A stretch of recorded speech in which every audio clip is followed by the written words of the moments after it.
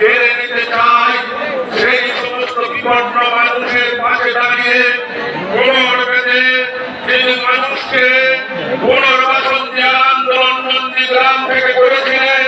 সেই নন্দীগ্রামের মানবতার চূড়ান্ত অভিমুখ হযরত মাওলানা সিদ্দিকুল্লাহ সাহেবকে আজ জমিয়তের পক্ষ থেকে জানাই হার্দিক অভিনন্দন এবং মোবারক।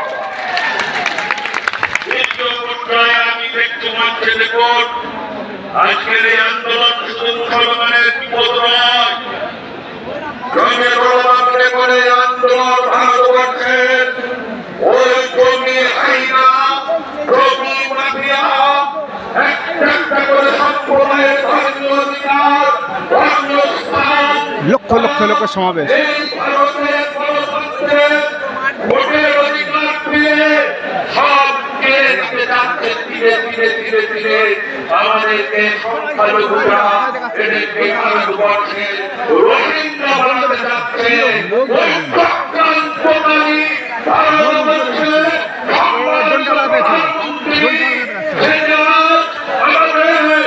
হাতে নয় পেটের লাঠি মারতে যাচ্ছে আপনার সম্পত্তি কেড়ে নিয়ে, তার বিরুদ্ধে আজকের এই মহান সংগ্রাম।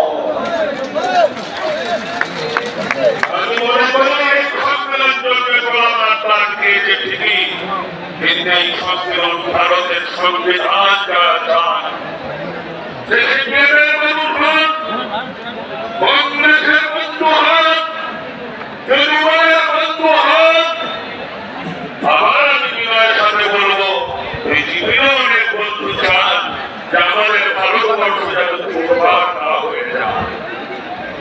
যারা চান আজকের সম্মেলনের